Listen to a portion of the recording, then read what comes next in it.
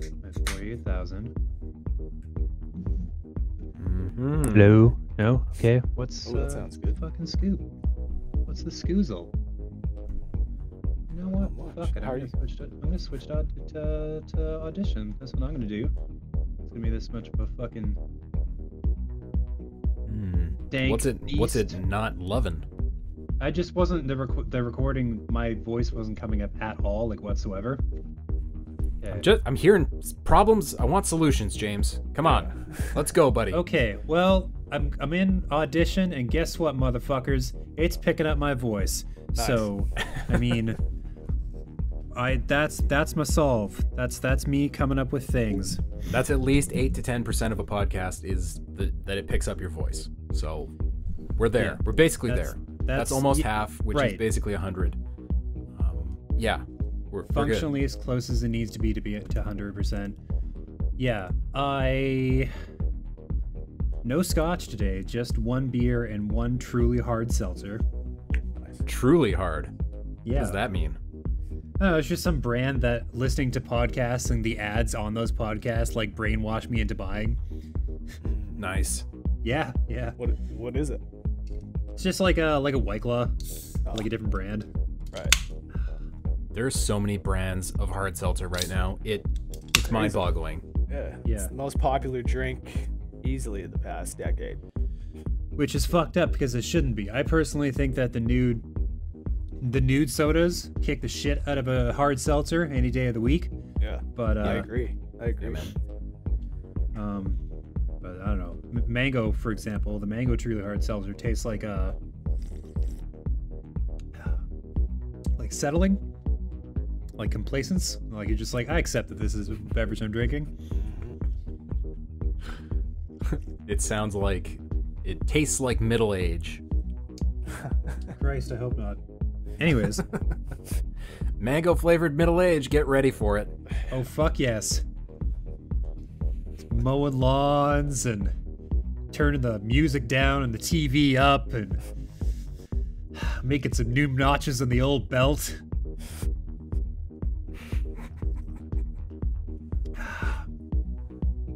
Hey, what's up, everybody? Welcome to Press X to Podcast, where it's episode 312. It's the week of June 8th, 2020. It's actually the week where E3 would have happened had the world not exploded in so many ways, so many ways. But we're here anyway. We're covering the games. My name's Paul. Alongside me, we've got Rhett and James. Hello, everybody. Hello. How are you guys? I'm doing very well. Very, very well. How's everybody? James, Paul, how are you guys? Feeling I've been pretty using- good. Yeah, that's good to hear. I mean, I'm in a lot of ways, I'm extremely upset and in emotional turmoil constantly, but you know, all things considered, I'm doing okay. Yeah, I'm using this free time to ruminate on the apocalypse and catch up on some PS4 games that I never bothered finishing. And that's a small sense of accomplishment I can sort of hold on to for at least a couple hours at a time. It's good. Honestly, we need that Yeah. in this time. Anything that can distract, even temporarily, from the dumpster fire that occurs all around us, it's a good thing. No doubt, no doubt. Hopefully the podcast can take your mind off things for the next hour and 5 minutes. For example, did you know that dumpster fire and Spider-Man have the same amount of syllables? So now you're 30% of the way to writing a fun little ditty to the tune of the old Spider-Man song. Wow. Dumpster You know. fire, spider. Dumpster fire. You know, Right. I don't know the next line because I literally just thought of this, but you can get there. Yeah, it burns however a dumpster fire does.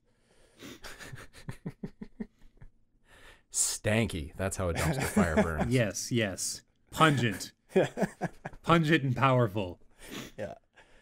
Fun fact for those who are listening, we actually have a remade version of the Spider-Man theme song on our YouTube channel from when Spider-Man PS4 came out. Garrett took the time to recut a bunch of clips from the Spider-Man PS4 game into the song, and it's like a shot-for-shot recreation of the original Spider-Man cartoon. Yeah. And it's sounds amazing. Yeah. I've never seen this. I'll He have to did go an check it out. outstanding job. It's so good. Nice. But anyways, outside of dumpster fires, how about video games? Video games.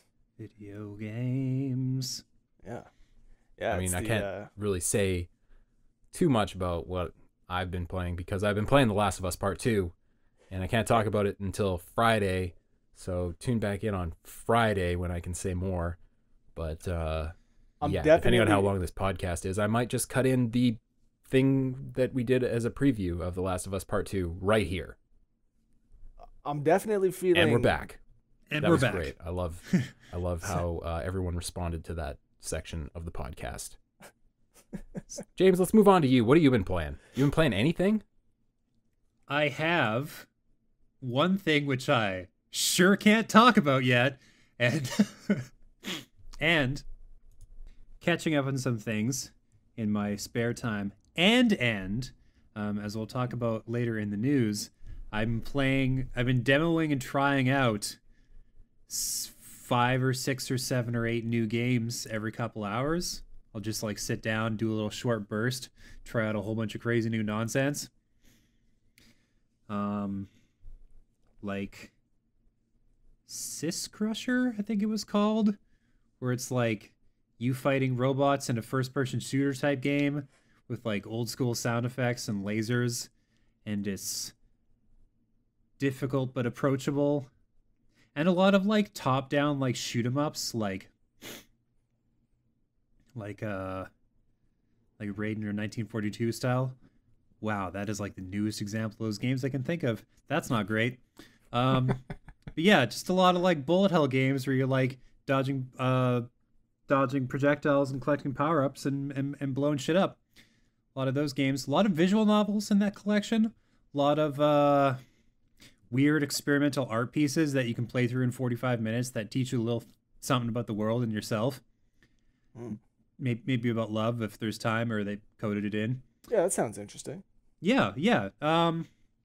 I'm probably going to have to actually install the Itch.io app, which I didn't even know was a thing, just so I can keep track of the hundreds of games that I now have access to.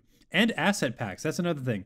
We didn't really cover this, or it's not talked about as often when people bring up this king-size bundle, but there's also like asset and texture packs for if you're like making your own shit. They have ones for like, oh, if you're doing a little sprite-based top-down Dragon Warrior style game, we got some of those. We got some like racing assets for like if you want to do like some cartoon cars, and there's like paper and pencil stuff that they have like digitized for like that style of game, and then there's like access to like Kickstarter demos and shit like that. It's pure bananas is what it is. I want to see someone come up with just this insane mishmash that incorporates every one of those asset packs into one game. Yeah. It'll be a hot, delicious mess that will be probably nigh unplayable. But if you can make it all work with one engine, then fuck. Good work, I guess. Unless it's like just Unity or something, in which case, probably not as hard.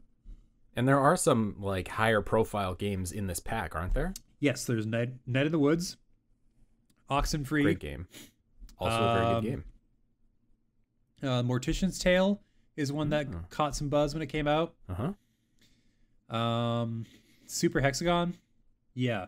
Among those 4 games, that's probably worth the $5. So yeah. Full disclosure, I spent 7 times that amount just to like feel good about donating to the cause. Yeah, outstanding cause. So yeah. Obviously, even if you don't want any of the games, you should maybe just do this and give some money if you can afford it. There's also a smaller bundle for more money that just has like 20 full-size games for $20. Ooh. It's going to a separate but fully as important cause. Did they give any hint as to what the games may be? Oh, you can look through the whole list. Oh, nice. It's not like a surprise bundle. You just Right. and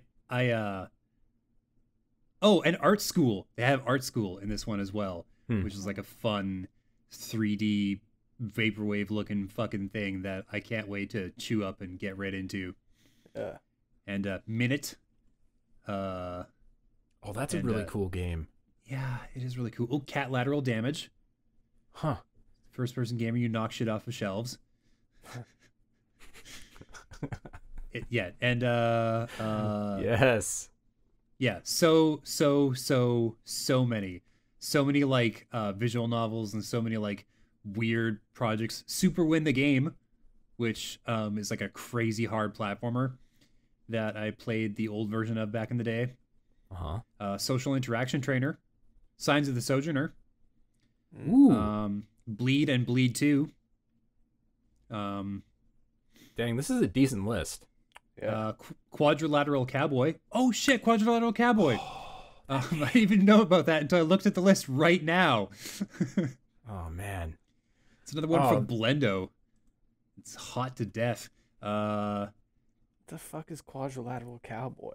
It's just there's a series of games made by this one dude or this one small group, and they're all completely out there and totally wild. And I fully recommend investigating that whole series. Yeah, it's an extremely mind-expanding experience. Okay. Like it's a real trip. Yeah. Yeah. No, it's good. It's good, clean fun. Yeah.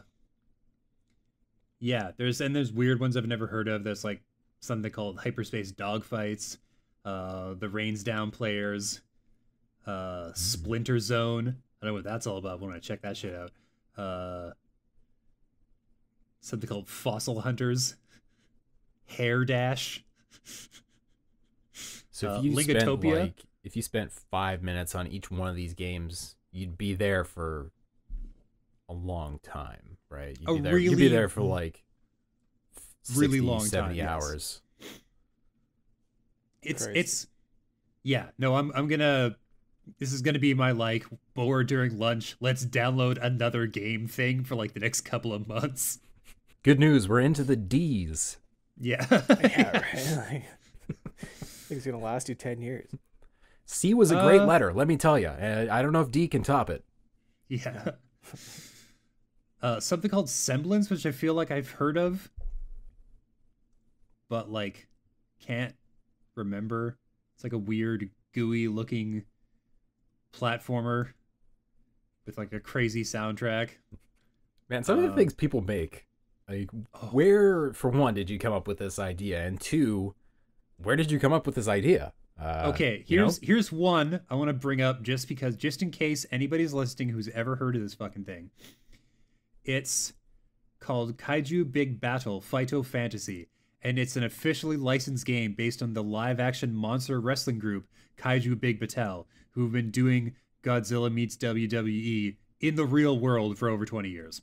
Oh my god. So they have like a 16-bit RPG in this pack. Yeah, that sounds fucking sweet. That sounds like it's worth the price of admission by itself. Yeah, that is the whole thing. And a lot of these are like a significant amount of them are Mac, Windows, and Linux, if that's like important to you. Oh, nice. It's nice. Yeah. Nice to have the option. Yeah, but some people are up in that, you know? Yeah. Yeah. Oh, Heavy Bullets. That one's on here. Devolver Digital Joint. Yeah, I'm on page 6 of 25, by the way. That's as far as I've gotten so far. Yeah, I just had a vision of the rest of this podcast, which is me and Rhett talking about things and James suddenly chiming in with more game names. Yeah, I could just keep going. Go pick up that bundle. Honestly, what do you have to lose? If you like even one of those games, you have won. And just by buying the bundle, you are winning because you're contributing to the positivity movement generally and making things better for those who are less fortunate. So go do it if you can at all afford it. And if you can't, guess what? There's lots of other ways you can contribute to, socially conscious and positive movements out there. All you got to do is go looking. So go do that. All Rhett, right. tell me about the Outer Worlds on Switch. God damn it, man. I can't do this to myself anymore. I can't take on these fucking AAA ports that I expect to I don't know why I expect them to flourish on the system, but I don't know. I always give the Switch the benefit of the doubt that it's the little engine that could, and things are going to be so much better than I expect them to be. But man, I can't do this anymore. The Outer Worlds on the Switch has got to be the worst port I've played yet. I've reviewed a lot of them so far, man. The Witcher, Alien's actually pretty good, but the Outer Worlds is it's not just a bad port, like it's a bad game on the Switch. I was looking so forward to getting a chance to having a chance to play it. I had played it a little bit back at that Intel convention that I had gone to last October, and ever since then I had wanted to check it out. The opportunity came up to review it on the Switch, and I figured, man, how bad could it be, right? Like, it's not as big as The Witcher 3, so I figured that the resolution wasn't going to suffer like it did in The Witcher. And I was concerned about, the controls, the flimsiness of the sticks. The Switch isn't exactly the best system for first-person shooters, but I don't know. I figured that in spite of these limitations, the game was going to be decent. The game was going to be playable, and the game is not... Like, I can't believe that it was released in this state. And apparently there was a 6 gigabyte day one patch that I had been playing the game with the entire time. Man, you could have fucking fooled me. It's insane. Like, I was mentioning to Paul that when you first start up the game, it kind of fools you because the first initial cutscene is actually pretty decent. It looks good. It's like, okay, man, this is actually going to be good. This is going to be what I expected it to be, what I wanted it to be. And as soon as you get out of your little pod and you step out into the world, man, it completely falls apart. It's like you're looking through a shower pane that's been completely fogged up. The entire game is like completely fogged up. There's no other way to describe it. The pop-in is insane. You know, when you move 5-10 feet away from anything, you see like textures completely dropping and entire assets popping in and out. Yeah, just a complete mess. Then the other big thing is like I was mentioning, the flimsiness of the controls. And sure enough, like, this game does not work because these fucking Joy-Cons just are not meant for precision aiming, precision gameplay. I realized that you can switch over to a pro controller, but I mentioned in the review how bad the game is in docked mode. So I don't know, switching over to a pro controller didn't really make a difference for me. Yeah, the flimsiness of the Joy-Cons. There's just, I don't know, there's something about them that's like, is it the length of the sticks to the pad? I mean, I've heard some people talking about the length of the stick to the pad, but anyways, it basically prevents you from having that like precision aiming that you get with like a PlayStation controller or an Xbox controller. And yeah, like, you really feel it on the Switch, and specifically in these first-person shooters, and the Outer Worlds suffers more than any other first-person shooter I've played on the system. To me, it's unplayable. I've seen some reviewers say that they haven't had any issues with the aiming, but I don't understand how that's possible. As soon as like any sort of action starts to happen, the frame rate drops to... I said in the review it felt like it was sub 20 frames per second. And honestly, in the most intensive moments, it feels like it might as well be 5 frames per second. It's like completely unplayable. You can barely aim when the game is running at 29-30 frames a second, and as soon as anything starts to happen, it just completely falls apart. It's completely fucked, man. I hate it. I can't keep doing this shit to myself. It's just so disappointing. I get these games, I'm so excited, and then it's like, fuck me, right? I mean, by all accounts, Rhett, you just picked wrong this time, as this port sucks balls. But they all apparently BioShock is really good. I don't know. Really? I don't know. Yeah. Okay, that's fair. But BioShock is also 15 years old. That's true. That's true. So I can see that game running just fine. Outer Worlds, honestly, I think that BioShock 360, like the original BioShock release, looks way better than the Outer Worlds on the Switch does. Outer Worlds looks like an early PS2 game. Oh God, that's being really kind. Like right? Some of the video of this game, it looks like an N64 game. It's horrible. It's I'm not horrible. even kidding. Like And some of the textures are absolute trash. yeah, there's no defending this whatsoever. I did say that the sound design holds up, because it does, and that tends to be the case with these ports. I mean, the sound design tends to hold up. We put a pair of headphones in and everything sounds pretty good. But other than that, man, everything has suffered. It feels like it's, I don't know. The whole game just feels like a shell of what it should be. Like it's not the developer's vision for the game at all. I remember, again, going back to when I was playing it last October, I remember there being like, a smoothness to it. At least with the aiming, it felt good playing it. And that is just completely lost on the Switch. Do not get this game. Please go spend your money elsewhere. Spend it on the Outer Worlds. The Outer Worlds is on sale on the PS4 right now for half off. Go spend your money there. It's also on Game Pass last I checked. Yeah. Man, get a subscription to Game Pass for 6 months, and you'll spend less than you would have on the Outer Worlds, and you'll have way more fun.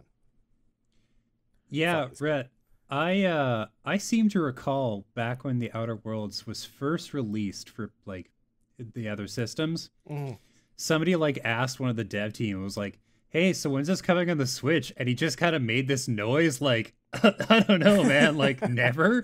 Yeah. Because I'm pretty sure they knew even then that like it's not going to happen, right? Like that's not going to be a thing that goes down. Yeah. But lo and behold, it looks like that motherfucker was right. Right? That's so funny you say that, because the entire time I was playing it, I was just thinking to myself, like, how did this get through quality testing? How did this actually get the green light? Could these resources not have been spent elsewhere? Could they not have been spent better elsewhere? Maybe on some DLC for the real version of the game? Like, yes, there are people that own Nintendo Switches, but these people do not need to play these fucking massive AAA games that have no business being on this system. Like, why? You're just depriving yourself of the true experience. Damn, why would you get this version? You should have seen, people should have seen the first trailer and be like, "Oh, buddy, no." Especially with the sale going on right now. The sale, the PS4, PC, and Xbox version of the game is less than the Nintendo version. Enough said. Fuck. Oh, that's nasty. Okay. That's really sad, because this game does some very cool stuff with story, and it kind of that's brings back that heart that games like Fallout New Vegas had. But like, if you can't play the game, you're not gonna appreciate that stuff. It does kind of look like one of the older Fallout games. I said that this it's no doubt impressive that the entire package is here. There's a lot of dialogue and there are a lot of missions here, that are on file. But man, I could have told you that an Unreal Engine 4 game that looked pretty tremendous on high-end PCs would not work well on the Switch. Yeah, it's not that. Man. It's not. You don't have to have a big brain to come to that conclusion. Although somebody probably heard money, and fucking insane. And if you're sitting there defending this right now, if you're sitting there like, man, Rhett, what an asshole. He doesn't know what he's talking about. Outer Worlds Switch is dope. Shut up. You're wrong. You're just wrong. Okay. So you have anything else to say to the listeners that are remaining now that you've insulted the fan base that supported us from day one, Rhett? Man, just don't spend your money on this game. I hope you haven't spent your money on this game. If you've spent your money on this game right now and are listening to me and are disagreeing with me, it's only because you are feeling buyer's remorse, and I respect that. But you goofed. You goofed up bad. Yeah. So don't do that again. Very bad. Wait for Rhett's port review before you buy the game on Switch.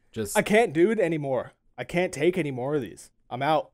I'm selling my Switch. Yeah, we'll see. You can just play actual Switch games on your Switch and have a great time. I could. Have a blast.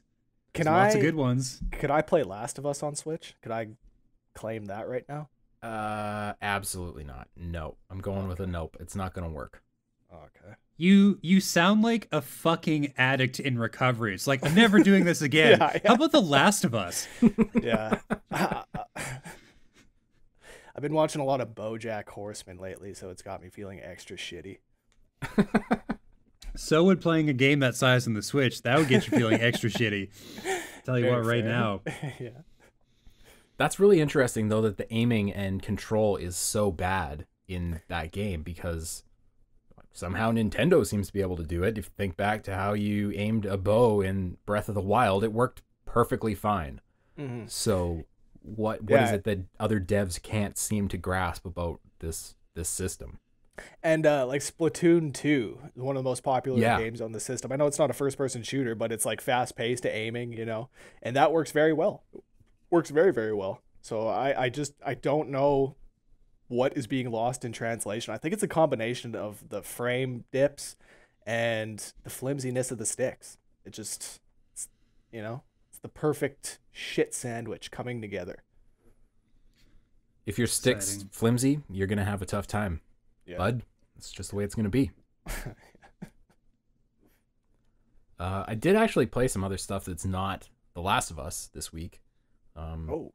Yeah, amazingly. And one of those things is a pre-release, like early demonstration of Everspace 2. Nice. Which is Everspace 1 is a sort of space combat, flying around, a little bit Elite Dangerous, a little bit Eve Valkyrie kind of thing. And the dev sent over, I guess, what we would have played at E3 this year. Okay. So I played that, and it's pretty cool. It's a pretty cool game. It looks outstanding, even on kind of a mid-range sort of PC. But yeah, it's like space dogfighting and cool laser weapons and stuff. I mean, yeah, it was a fun time. Space dogfighting is kind of like, what else do you need? Yeah, nothing. That's basically nothing it. Else. The explosions looked really good. It was suitably difficult to control, which is always something that I look for in those games. If it's too easy, that's no good.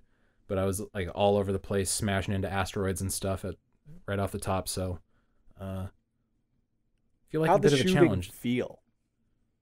It felt pretty good. I was using a joypad a gamepad, because I don't know. I just feel like those games work a lot better when you've got joysticks as opposed to a mouse and keyboard. Right. Yeah, it had a little bit of auto aim, a little bit of helping you on that front. But yeah, shooting felt pretty good. Good variety of weapons. Had like this laser scatter gun that was pretty awesome. Nice. But yeah, I think this was kind of the thing they cooked up when they made their Kickstarter campaign to give to backers. So it's not necessarily representative of the final game or where they're going with this thing. It's just kind of a space dogfight. But it's very fun. Fair enough. I want to follow this game. And the other thing is Beyond Blue, which is kind of a strange thing. It's like swimming around in the ocean without too much in the way of a goal, but there's lots of incredibly lifelike animals all over the place, which is just fun. I don't know. I don't really know what the goal of this game was, but it's a fun time to kind of swim around the ocean. Kind of reminds me of the old Endless Ocean games on the Wii. Yeah, a little bit. I was watching the trailer last night, actually, and your description is exactly what I thought of the game. It looks like beautiful, aimless fun. Mm-hmm. Yeah. You know, it's very soothing and relaxing, and a lot of the animal models are quite lifelike. Apparently, they worked with some ocean folk, marine biologists, I guess, to make sure that the animal behavior and how they looked and react and behave under the water is true to life. So if you're interested in the ocean at all, which I think we all should be considering that we're destroying it, yeah, good times. And it's on Apple Arcade if you're still subscribed to that. Shit, really? That's an Apple Arcade game. Yeah. Crazy, Nice. right? Play it on your phone. I did not realize that. Very nice.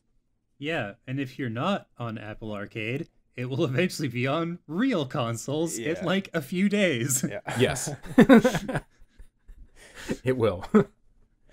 Yeah, you'll see it on the Switch eShop, and I guarantee it won't be worth the money. Yeah. Probably don't pick it up on the Switch. No. It's not coming to the Switch, relax. Nope, you don't have to like you don't have to like suffer through a like 720 900p port. A bunch of textureless blue potatoes just bobbing through this endless ocean. I'd play that. Honestly, I'd play that. Yeah. I'll sign you up for the Switch port whenever that gets announced, Rhett. Nice, man. Hey, listen, if you could just sign me up for all of them as they come out, just put me down. It doesn't, you know I'm going to want them, so just put me down. I love how this conversation has evolved. I never want another one to, I Yeah, literally dude, want all of them. I literally want every single one of them without question. Well, I mean, at least you're upfront about your desire to punish yourself. Yeah. Like that. Like that's cool. He's chosen the way of pain. I mean, you got to respect it. I might as well get some use out of the system. Have you played any actual Switch games? The good ones? No, I mean, I have put 250 hours into Animal Crossing at this point, so. Okay. Before that, Pokemon. Yeah. All the classics. There's Pokemon DLC coming out soon, isn't there? There is. Hell yes. On the 17th. It'll be nice to get back to that, to be honest. Like I was saying, 250 hours of Animal Crossing since its launch. It'll be nice to get back to a different game. Yeah, like a real game. A real game, yeah. Where there's goals and things. Yeah, exactly. Well, what's up with the news, guys? I mean, it's been 2 weeks since we talked. There's got to be some news out there, right? Yeah. PS5 games reveal, June 11th. Man. Yeah, that's right. I did see that on the PS blog today. There have been a few delays. I believe that this was supposed to take place on like the 4th, was it? Yep. Or something? It was scheduled for last week. Yeah. But yeah, it looks like the new date is set for June 11th, and I'm looking forward to it. So what do we think we're going to see?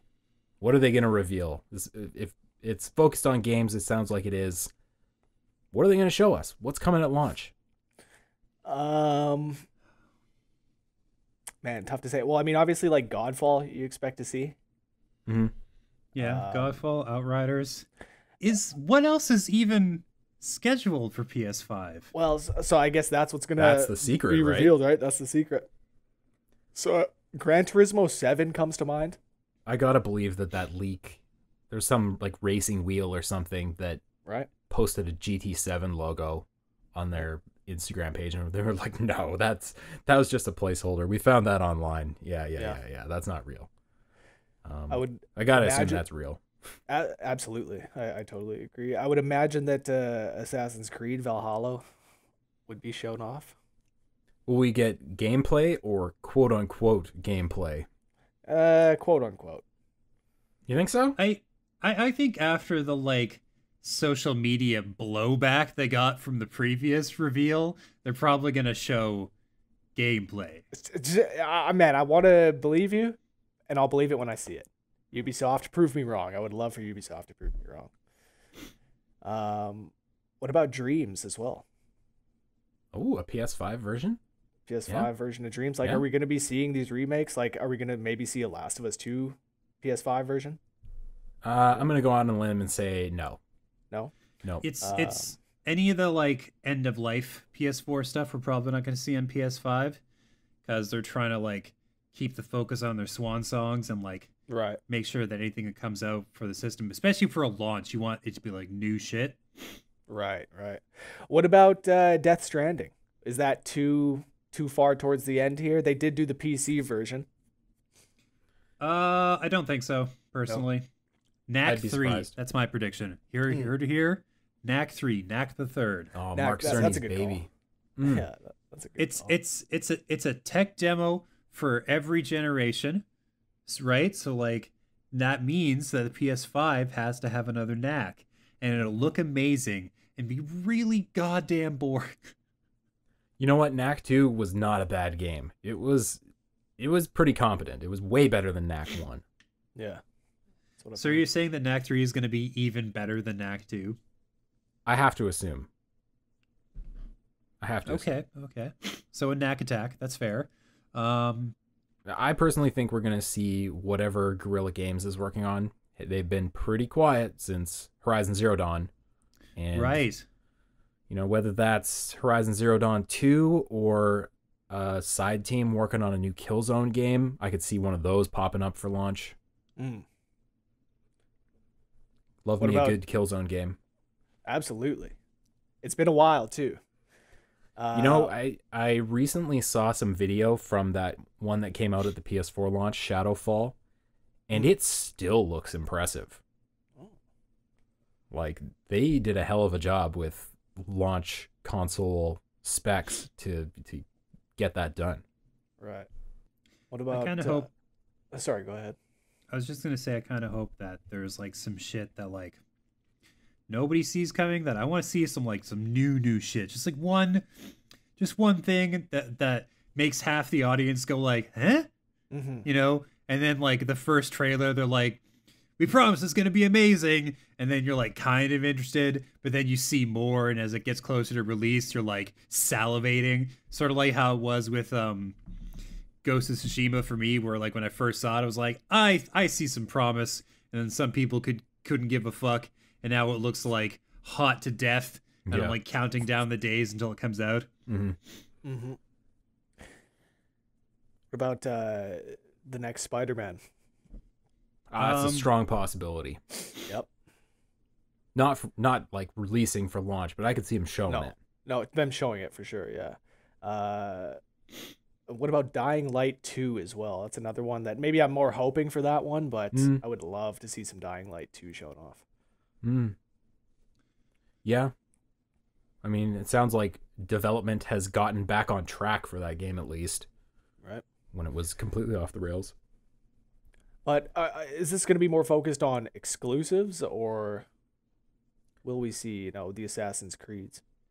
Yeah, I mean, I think it's going to be a combo, but... Yeah. Well, in that case, man, if there was one game I wish we could have a sequel to that I wish would be announced on the 11th, Sleeping Dogs 2. Man, that first game was so fucking good. I feel like Didn't they make Sleeping Dogs 2? No, it never came. And the original. Are you sure? Yeah, 100%. Stop for a second, Rhett. No. Sleeping Dogs 2. Sleeping Dogs. I have to look this up because it sounds insane to me. So I have to. Yeah, why do I feel like they made a sequel to that game? I'll tell you, there's no sequel. I loved. Oh, there's a canceled sequel. There was a canceled sequel. I love United the Front. Original. Yeah, if there was a sequel, United Front was working on a sequel to Sleeping Dogs. Yeah, and then it just they scrapped it. They basically they basically ripped off The Departed. You play as this undercover agent, and you're on both sides of the law. And it's got, still to this day, it's got the best like hand-to-hand combat in an open world game I've ever seen. Yeah, Sleeping Dogs is awesome. Dude, it was so fucking good, and Hong Kong was so like fully realized. It felt so alive and lived in, and man, it was a good time. They canceled the second one because they couldn't get it running on Switch, and they knew how much you wanted that. Yeah, that's so important to Rhett. We can't disappoint him. Fuck this fucking system. The fucking bane of my existence. I love it, Rhett. I love the Switch. I love the Switch so much. I'll not hear you trash talking it. I love it too. You man. can. I miss. You know what I really miss is Luigi's Mansion. I miss talking about it with you, man. What's stopping you? Honestly. Yeah, that's another one that maybe I'll go back and finish now that we're still in the core. Yeah, they did drop some DLC for that. Hey, what about Team Ooh. Eco? What have they been up to since The Last Guardian? Right? Probably starting design documents for a game that'll come out in 6 years. So Yeah, they'll like- definitely show a trailer for that. Yeah, Oh. like a logo. We're like, we promise Yeah. we're not bankrupt. Look, yeah, Don't a forget logo, about us. A guy like holding a sword, and yeah, then that'll tide us over for 6 years. That squad though, they're not really into doing like direct sequels, right? Like we'll never see Shadow of the Colossus 2. No, man. I hope not. They're very one and done with their Yeah. projects. Yeah. Yeah, I It's don't too know. bad. I could also see like sorry, Rhett, you were gonna say something. No, I was just saying it's too bad. I would love to see a sequel to that, but new properties are fun too. New IPs are fun too.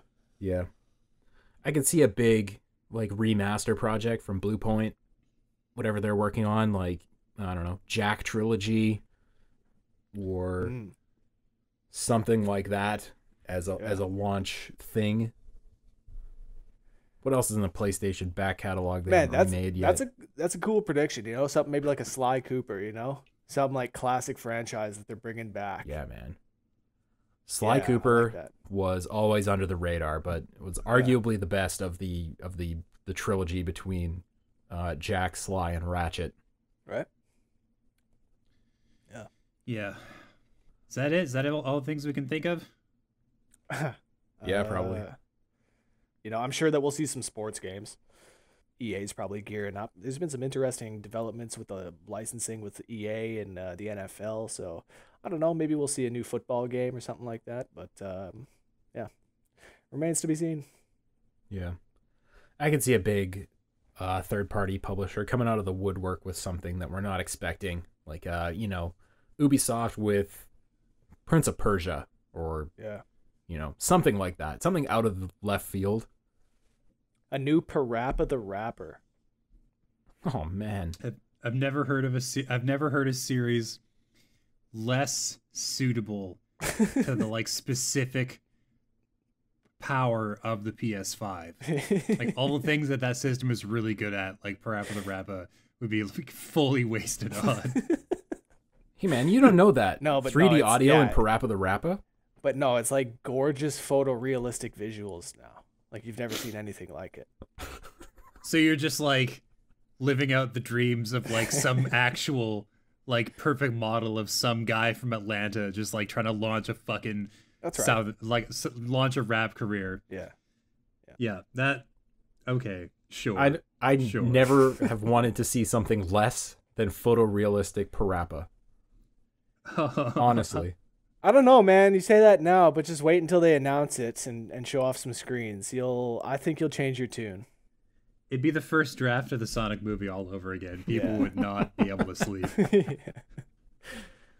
I mean, we could all just do a quick DeviantArt search. I'm sure it's out there, but, Oh, No. God. Oh, God. you know, we don't Let need to that go one back lie, to man. those days.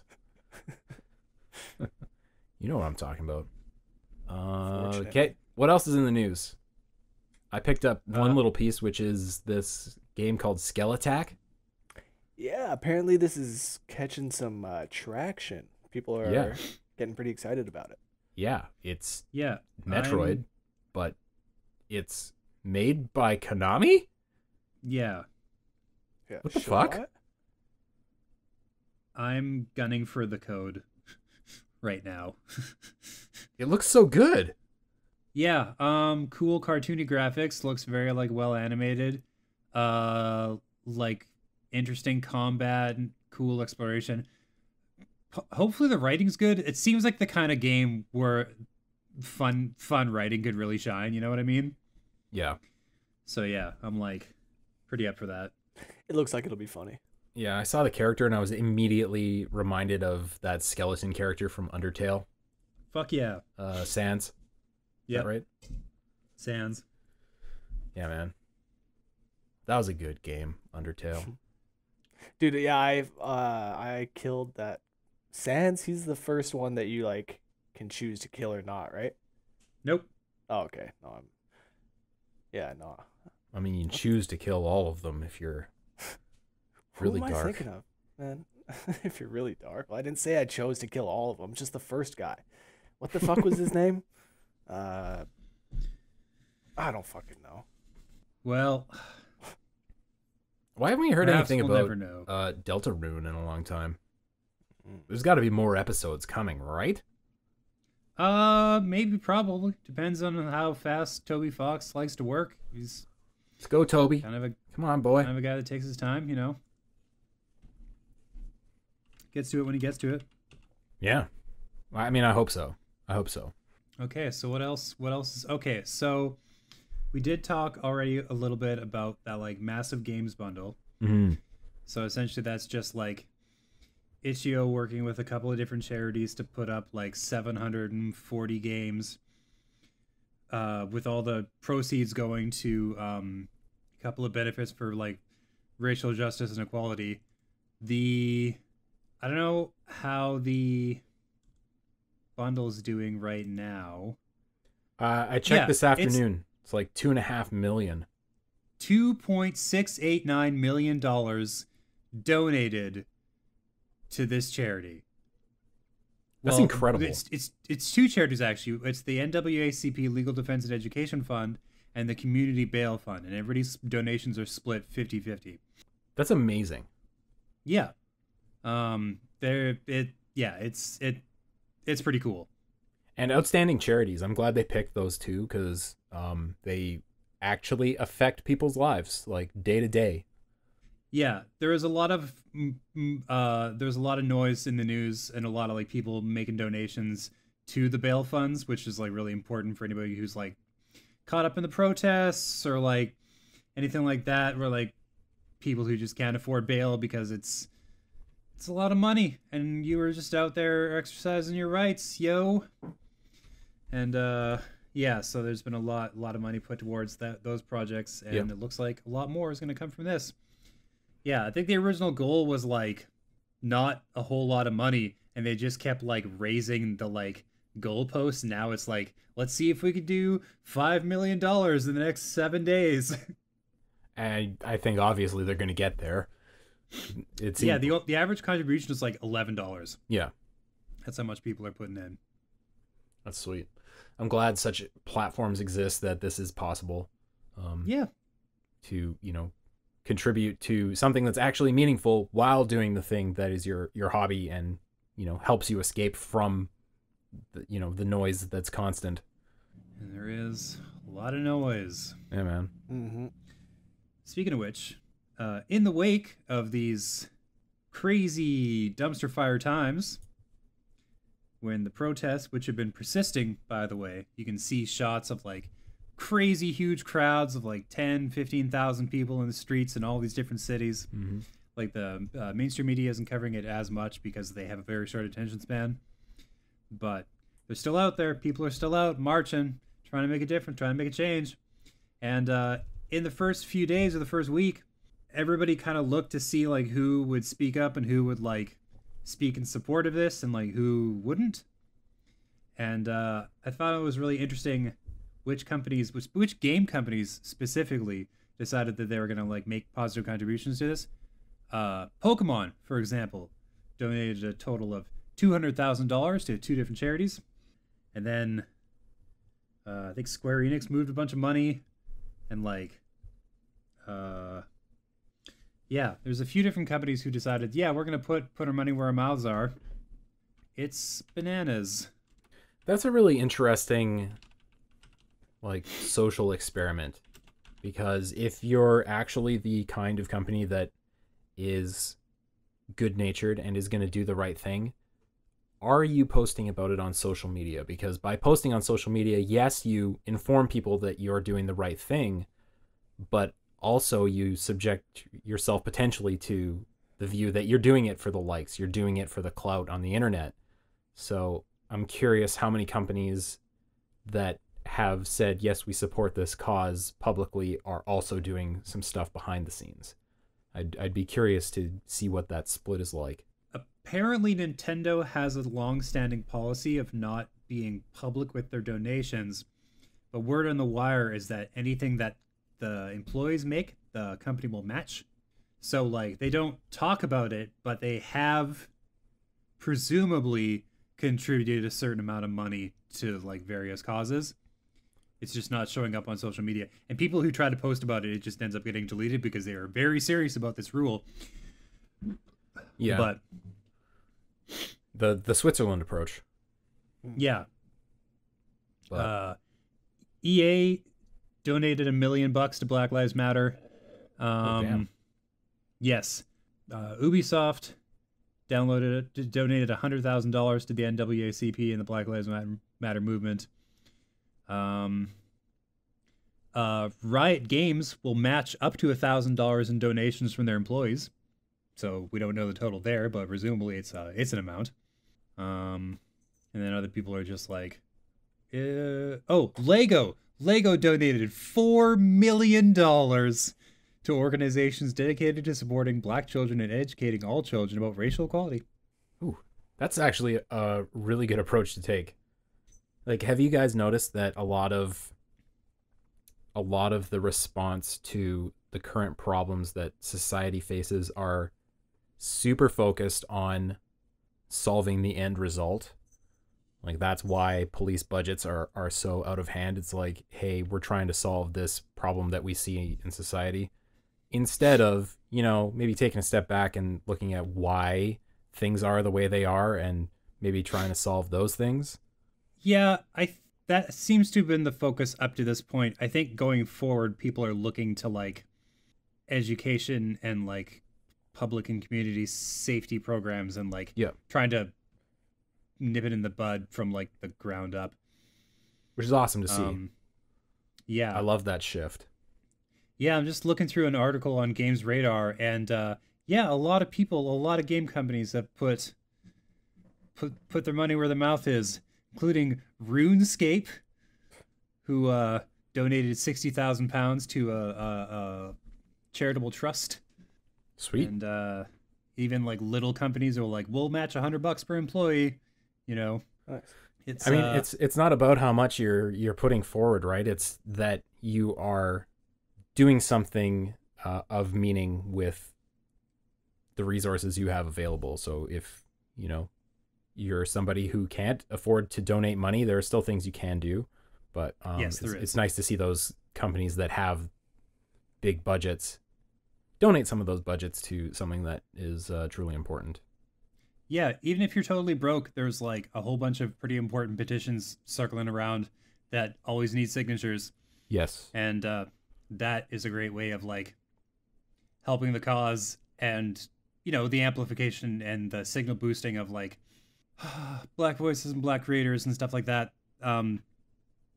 Tends to go over pretty well and count as like a really positive effort in that direction.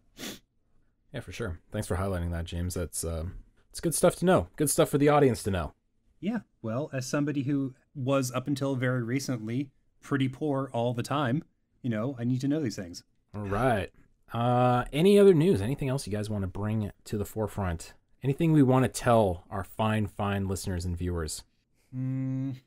Besides pick up the Outer Worlds on Switch. I was just going to say, don't get the Outer Worlds. Fuck me. Holy shit, that game sucks.